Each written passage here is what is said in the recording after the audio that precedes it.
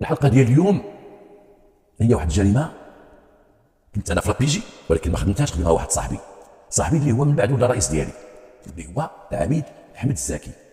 هذا السي حمد الزكي اليوم كاين موجود، استاذ ليا مسكين مشيت شفتو هو مريض الله يشافيه، والان راه في فتره نقاهه في واحد المكان مزيان الحمد لله مرتاح، وغادي يكون بخير ان شاء الله، غادي يكون بخير. انا متاكد لان صحته غادي تتحسن الحمد لله.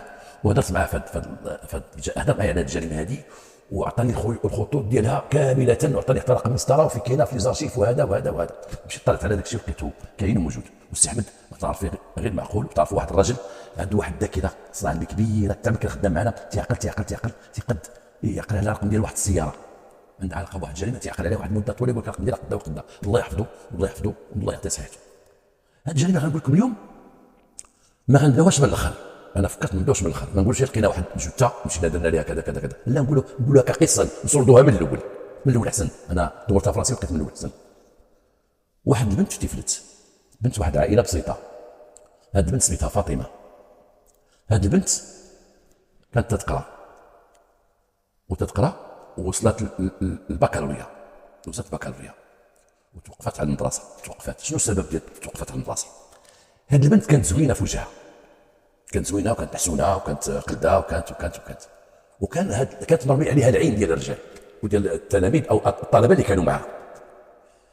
هي كانت عفيفه ومن بعد راسها اللور، وما تدخل شيء في هذا الشيء هذا، وما تتصاحب مع حد، تتوقف مع البنات، تتعاشر مع البنات، تدخل لدارهم، بدها بحفاظتها وتتعاون والديها. معروف عليها كانت حاله حسب الحاله الاجتماعيه اللي هي كاينه في التقرير اللي داروا الشرطه حسب ما قالوا الشهود.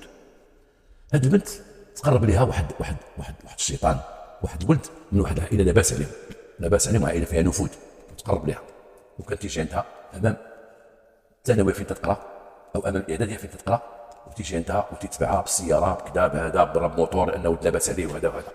حنا تنشوفوا هذا النوع ديال الاولاد وتنشوفوهم وتنعرفوهم، وانا غندير واحد الخرجه ديالي لان هذه الخرجات هي اللي فيهم الافاده. بزاف الاولاد عائله لاباس عليهم وتركبوا في سيارات فاخره ماشي ديالهم، ما جابوهاش على كتافهم ولا خدموا فيها، ديال مو ديال با ديال ختو ديال مو ديال با ديال ختو ديال ناري دارهم ما خدمش فيها. او تيجي بشي موتور كبير وتيقربوا لدوك المدارس، ما تمشيش المدارس اللي هي مثلا الفرنسيه بحال ديكارت ولا بارزاك، دوك الاولاد اخوين، دوك المدارس اللي فيهم ولاد الناس لاباس عليهم ما عندهم ما يدوا منهم.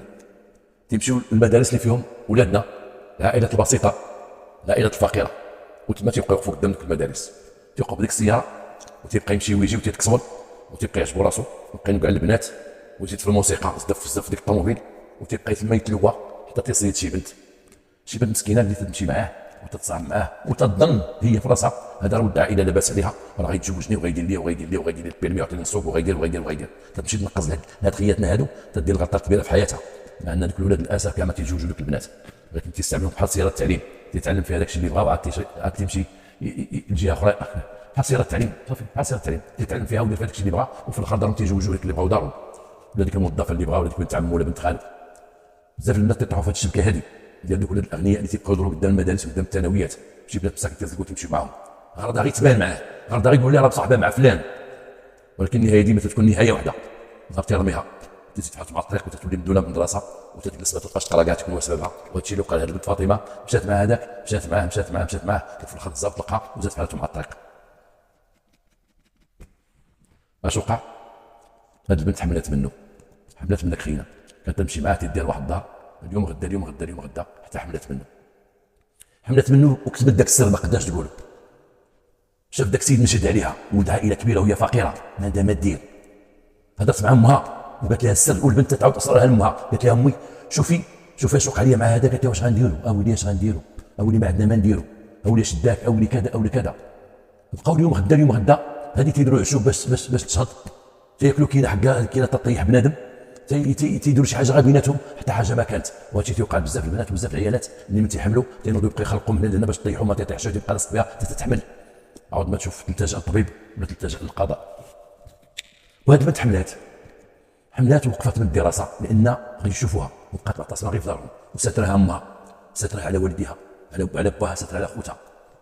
والمراه بعض المرات والامهات بعض المرات تيستروا بناتهم في هذه الطريقه هذه، وتتقد البنت تكون في دارهم حامله تعرفها غير ما خوتها ما يعرفوهاش، تدير لباس فضفاض كسوه هكا، ما تبقاش تحرك بزاف في الدار، ما تبقاش شاده القنت جالسه، ما تقدرش تقدم، ما تكون تخاف من باها وتسترها، وهذه هي الكارثه.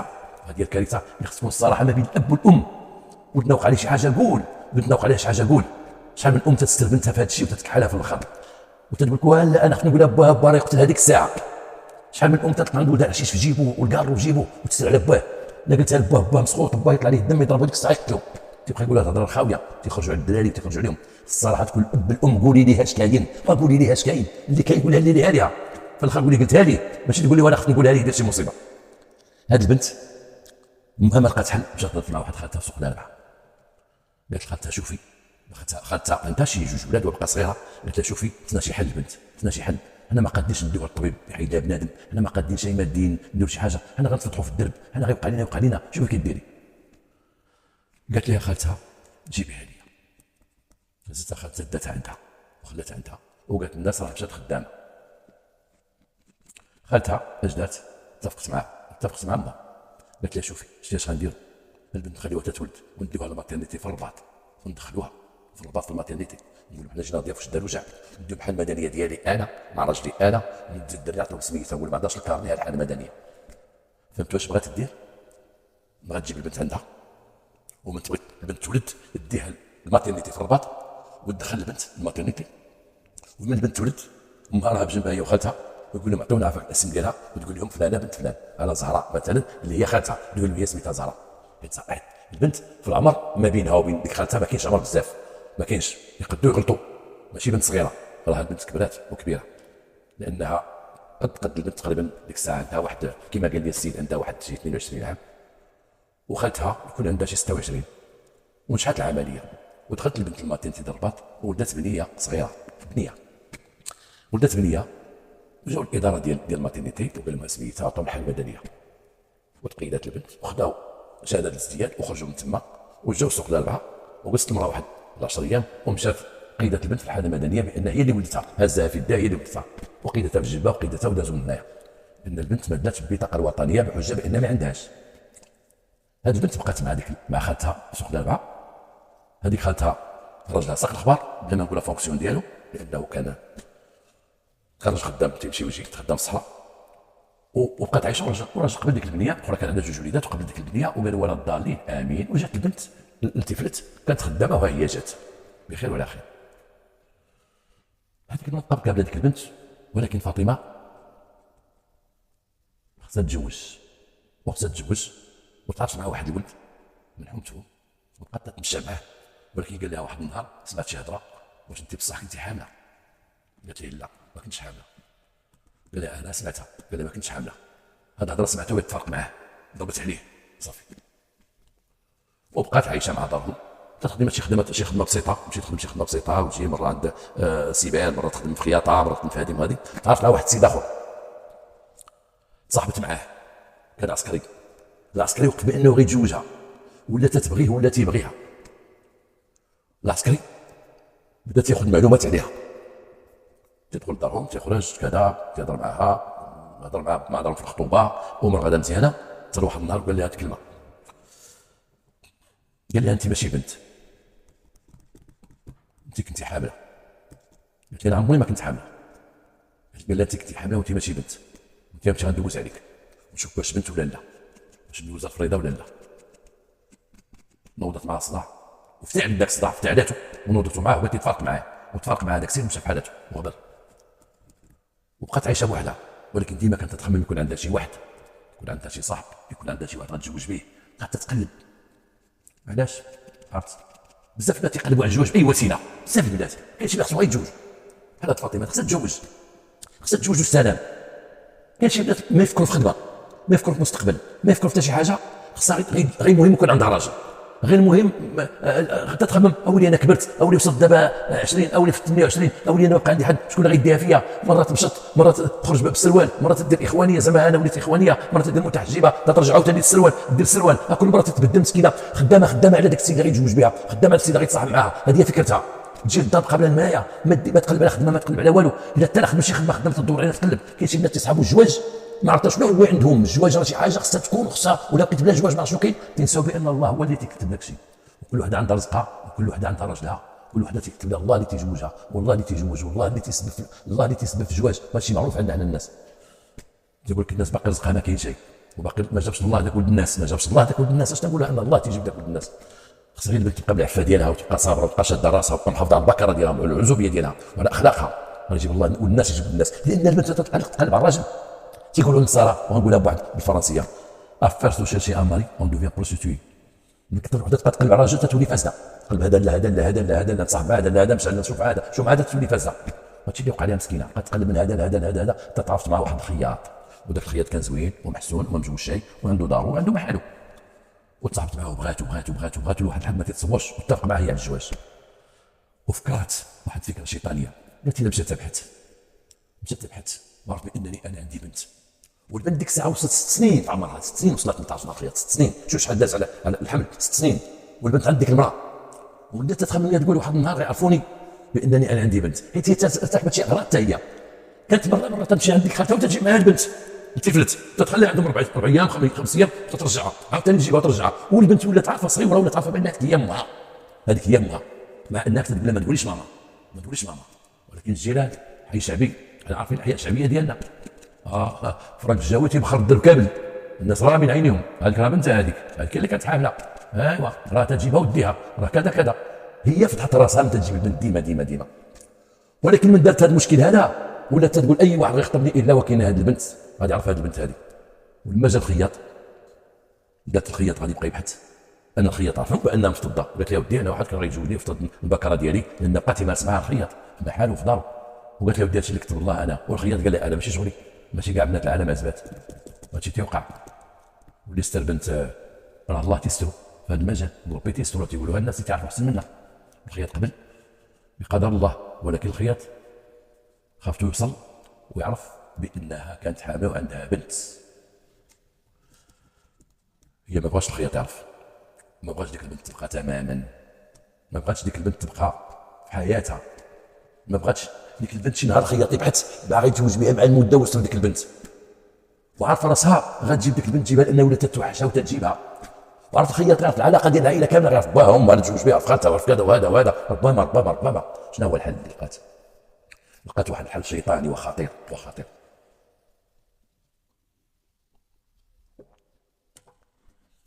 جات واحد النهار عند خالتها السوق الاربعاء، وجلست معاها وقالت لخالتها غادي ندي معايا البنت الطفلت، جلست معايا واحد السيمانه، راه كاين شي حفله حدانا وكاين شي عرس وكذا، والدريه مع الدريات وهذه. خدات لي حويجات جابتهم معاها وجبت البنت عندها الدار. رجعت في الدار نزلت البنت وحدها في البنت عندهم السكن فوق والتحت، هي شاده الفوق عايشه فيه. شدات البنت الفوق وما خبرتش امها بهذا العمل اللي غدير، ودارته بوحدها. شنو دارت؟ خلات البنت بالجوع، ما وكلتهاش ملي جابتها ما وكلتهاش. النهار كامل جابتها مع الصباح ولا النهار كامل ولا غدا ما وكلتهاش حتى توصل 12 النهار. والبنت تقول لها ماما جات، ماما جات، ما تقولش لي ماما جات، ما تقولش لي ماما سكتينا دابا تجيب تاكلي. قلتي تما تخرج وتجي وسد عليها الفوق.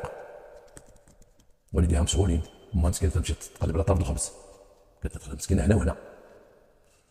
شدات من جوعتها وفي الاخر مشات للسوق وجاب داك السم اللي تيقول لي الدواء ديال البرغوث ولا ما سميتو، وجاب داك السم ودرتو لها في الكفته. درتو لها اولا في العنب، شدت العنب ودهناتو بداك الشيء، دهناتو عمرت العنب وصوبته لها حطاتو لها كل العنب. البنت بقات تاكل كولي. البنت كانت بزاف ديال العنب. في الاخر البنت بدات تطرد وصفات. مشات جابت لها الكفته ودات لها الكفته فيها السم من جديد وعطاتها الكفته تاكلها. تقول لها كولي الكفته كولي. بقات البنت مسكينه تاكل. البنت تخنقات بداك السم تخنقات، ولكن ما ماتتش. وصلت قربت العشيه الدار بغا يجيو البنت ما ماتتش. وهي تنوض هي تقجها بواحد السيف، خرجتها وقتلتها وحطيتها تما فوق الفراش. شطبات الدنيا ومشاو عيطوا قالت لها شوفي ما تنوضيش البنت ماتت. قالت لها كيفاش؟ قالت لها البنت ماتت. قالت لها قبيله شدات الكفته وشتا العنب وهي تموت. طلعت تما شافتها قالت لها مالها هكا دايره زرقاء؟ قالت لها صافي سكتينا، صافي ماتت بقى لاصقه في حياتي كلها صافي. ما عاقت بان قتلتها. لقاو ما يديروا غيمشيو عند بوس يقولوا بنتنا قتلات. شنو غيديروا؟ وهي تمشي عند داك الخياط، مشات عنده قالت لي اسمع نقول لك واحد القضيه، انا تنبغيك وانت تتبغيني بلا ما تبحث عليا. راك تتبحث عليا وتتسول واش انا فعلا كانت عندي شي بنت. انا ما عنديش بنت، ما بقاتش عندي بنت. انا البنت اللي كانت عندي تحيدات قتلتها، حنا اليوم غادي ندفنوها، راه غيتكلفوا غيدفنوها. وقالت لي كل شيء، قالت لي الصراحه كامله. شوف حماق، شوف الهبال، قالت لي انا قتلتها، انا قتلت البنت. انا بنتي قتلتها، انا عرفتهم قالوا لك انا حامله وقلت لك وحملت، غيقول لك انا ولدت وبان البنت عند خالتي، فهذا انا عارفه كل شيء شنو في راسك. انا شفتها قتلتها ونبغى ندفنوها، صافي صرت على النبي نعيشوا حياتنا هانيه، ما كاين لا بنت لا هذه لا هذيك. الخياط طلع مشى للدار، مشى عند امها قال لهم شنو وقع عندكم انتم؟ قالت لي سيدي اللي عطى الله هو هذا، البنت راك لا تسم، هذه امها لا تسم، علاش درتي انت باش تقول هذا؟ قالت لي شو ياك باغيني وتعيش معايا، انت عرفتي شي حاجه كذا كذا، صافي دابا السيده الوالد غيتكلف، هو غيجي غدا ان شاء الله نديروا البنت ندفنوها. صرت على النبي انا غنجيب حال المدينه عند خالتي دابا غنركب عندها، نجيب حال المدينه البنت ماتت، صافي انت ما كاش خاسر، بان لها كل شيء سهل، هي كبيره في عقلها برغوشه، بان لها صافي غادي يجيو الطوموبيل الموتى غتهزها غيديوها غيدفنوها وصافي. صرت على النبي ومشات هي عند الخياط صالحوا، صار الخياط لان عرفت الخياط بغا يسمع، هو قريب لهم غيسمع الجنازه عندهم غيجي يشوف، عرفتو غيجي يشوف بانه اش مات عندهم، شكون اللي مات عندهم غادي يجي يشوف. اللهم غتسبقها ليه نقول لها سيدي قتلتها باجلك، انا قتلتها تنبغيك انا عليك انت قتلتها، حيدتها من طريقنا. خياط ما كانش من المعازيم، مشى عند بوليس ديريكت قال له اش كاين اش كاين هنا. انتقل السي الزكي كما قال لي هو الكوميسير حتات، الكوميسير حميد بودير، علاش تنقول هاد الناس باش نقول لك الناس تيقول تجيب من الخيال، تعطي شهود على الحادث اللي باقيين حيين الان. السي الزكي رئيس فرقه، السي محتات عامل شرطه، السي بودير عامل شرطه، وانتقلوا تيفيت وعينوا ديك الجثه، عينوا مشاو تلاقاو بالبوليس ولقاو داك الخياط قال لهم سيدي هاد البنت جات عندي، قالت لي قتلت البنت اللي كنت تحكي عليها. واش قالت لي اش قالت لي؟ وانتقلوا لعين المكان وعينوا الجثه ديال البنت وداوها لمستودع الاموات ودار لها تشريح، وتاكد بان البنت واكله السم في الكفته واكله السم في العنب، وماشي السم اللي قتلها ولكن الخلق اللي قتلها. هنا بدا بحث اخر مع البنت لما جات واعترفت، بدا بحث اخر وقال لي واحد السيد قال لي واحد العبيد، قال لي السي بودير حميد قال لي اللي كان معاه، قال لي لما جبناها قالت لي بغا نمسح حوايجي، من لقاو عليها البوليس ديال التيفيت مشاو شدوها اللي جابوها لقاوها دايره الحجاب وهذا وجايبها مع القران، دخلت هذا ودخلت البيرو وما هضرت بقات تشوف القران، انت ضربها تحطوا وبدات يسكتوا تيخداو شي شحال او ديال المحاضرات تبقى تجبدوا ودير الحجاب ودير داكشي ودير مغطي راسها متحجبه. وقال لي راه كانت هي كانت في الايام تعرفت مع الخياط ولات متحجبه، لان الخياط قال لها خصك تكوني متحجبه، قالت لي انا متحجبه، انا ما تهضرش في المتحجبات، ولكن شوف التخربيق اللي تيدخلوا الدين في افعال باش يغطيو على انفسهم، باش يظهروا واحد المظهر، باش يبانوا بواحد المظهر. بعض البنات تيبغيو يبانوا بشي مظهر ديال الانسانه والمتدينه وزعما تيقوا فيا وخذوني وانا معقوله وكذا وهذا علاش يا صاحبي؟ اما هاك حنا كنا متدينين وكنا مسلمين بالحجاب او بدونه وبالحياء او بدونها، حنا كنا مسلمين، كنا نشهد ان لا اله الا الله محمد رسول الله. يضحك لي ما قالها لي يا صحابي، قال لي متعجبه ديال القران ديال كتكون جابوها البوليس كتكون كتبسي من خرج تعرف مع الخياط، واش فعلا الخياط واش هو قال دير لك الحجاب ولا هي دارت الحجاب باش تصيد الخياط؟ ما عرفت. وبدا البحث في هذه القضيه معاها، بداو تيبحثوا معاها تيقول لها شكون اللي حملك، رجعوا للمنبع ديال المشكل، شكون اللي حملك؟ وجابوا ذاك ولد، شوف شحال داز عليها 6 سنين، عاد جابوا ذاك الولد، ولد دوك الناس الاغنياء، دوك الناس وباها كما تيقولوا، دوك الناس اللي عندهم نفوذ، عاد جابوا ذاك ولدهم شنو خسر عليها؟ في ذاك الوقت ما كاينش لاضين، خسر عليها صح ما كان ما حملتها ما والو، دازت 6 سنين ما حملتهاش انايا، انا كنت رافض صعدت معاها ولكن مثلا ما حملتهاش، وتقدم الدري للعداله والمحامين والهادي وهادي، خرج الدري والو ما دات منه حتى حاجه، خرج في حالته.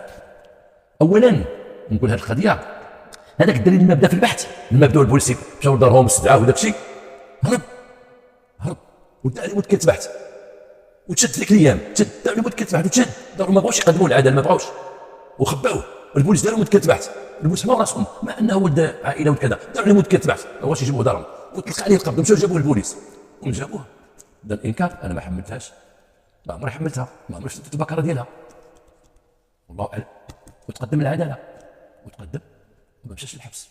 ما نقولش انا وعلاش ما مشاش للحبس حيت ولد اغنياء، هذا 6 سنين باش غيتثبتوا، باش غيتثبتوا بلاضيه، ما كانش ديك الساعه غيتثبتوا بصمات، باش كان داك الشيء، علاش ما قالتهاش في وقتها، علاش ما ذاك الراجل ديك الساعه يبقى شاد هو غير ديك ماشي انا، يبقى شاد فيها شنو يقولها بزز، شنو فلت بهادي ولا بهاديك ولا بتدخل ولا بكذا ولا كذا، فلت هي اللي استراتو النهار الاول، هي اللي ما مشاتش قيدت فيه النهار الاول، هي اللي مشات من تحملت تشد فيه ومن تولد تشد فيه. علاش خافت؟ الناس خافت، ولد الناس عائله كبيره، واش شدك معاه ودعيك باش شدك معاه انت كاع، علاش؟ هنا هادشي ناخذ منه درس، شنو غنستافدوا من هذا الشيء هذا؟ شنو غنستافدوا؟ ها هي بنت كانت زوينه، كاع الرجال بغاوها، كاع الولاد بغاوها، كانت الطالبه تتقرا، حصلت على البكالوريا ديالها. انت بوحدك، انت في ديك المدرسه بوحدك اللي بالك داخله توقف تما بالطوموبيل كيتكسر ولا بالموتور على الارض، راه هو تيجي تما بحال شي صياد شاد سلاح وتيقلب في الغابه، تيشوف شي طريده وشي ضحيه ولا شي حمامه طير يضربها. هذوك تيجيو قدام باب المدارس، ديك الطوموبيل ديك الموتور تتكون فلان وفلان، اش تيجي يدير تما؟ تيجي على جوج حاجات، تيجي يبان على ولاد البسطاء ولاد الفقراء، تيجي يبان عليهم تما، وتيجي شي وحده يديها من تما، شي خفيفه، شي وحده اللي بغات تبان معاه تيديها ويدير منها سياره التعليم. وعاد كاين السياره اللي بغا هو تيدير منها سياره التعليم يتعلم فيها، عاد كاين السياره اللي بغا هو. راكم فهمتوها دابا؟ علاش بغيت نقول بها هذه؟ هادشي تاثر، وهذه القضيه خايبه، لانه فكروا من اجل الزواج، من اجل الحب، قتلت بنتها اللي تمشي تشوفها ديما وتجيبها لولدتها، وكلتها العنب ما ماتت، حتى الكفته ما ماتش، العنب مسموم ما ماتت، خنقتها ومشات عند خويا كيفضينا صافي. بحال الاخر كنتفق معها ولا راجل سخاوي ولا غنستنشط معاه، يقول لي عندي بنتي بغيت نقتلها مثلا، واش غيقول لك؟ غادي يقول لها واش تيحمقها؟ لا نقول لها كاع واخا، لا مثلا تورطوا معاه السيد والو، غادا معاه تقولي ليه ديك البنت اللي تتبحث وتدير فراسها هضر بانه راه عارف البنت وعارف كل شيء، لان الاول عاق بها والثاني عاق بها والثالث عاق بها وجا عاوتاني الخياط، باقي الخياط ما قالش الخياط، ما قالش حسب التصريح ديالو هو في النهار، ما قالش انت كحالك على، ولكن قالت راه قالوها لي، حيت كل عارفه، حيت ديما تجيبي البنت سخنه بعد تجيبيها، ما نسيتيهاش وتجيبيها، ولا تجيبيهاش على المره، حيت بنت كنت تبغيها، ولكن امام الحب عمى عينيك، الحب عماك عينيك. راه كاين البنت اللي من اجل الحب تدير كارثه لدارهم، من اجل الحب تدير كارثه. وحده في امريكان كلفت واحد قتال يقتل دارهم كاملين على واحد تتبغيه. وديك البوندابا ديال في المانيا، واحد عيسى بوندابا ديال سرقوا واحد بنت وطلبوا بوها راجل غني كبير، طلبوا لي فلوس صحيحه وعطاهم فلوس. وعلى شكون اللي دار العمليه؟ دارتها البنت، حبات واحد من ديك العصابه وقالت لي انت تبغي نموت عليك ونقول لك واحد القضيه، نعطيك واحد القضيه وصحاب هذه العصابه ديروا لك با كذا من اجل الحب خرجت على باها، من اجل الحب خرج على والديها، خرج على هادشي دارتها من اجل الحب، قتلت بنتها، من اجل الحب الاعمى، الحب الملصق، الحب الملوث، ماشي الحب النقي، الحب الشريف.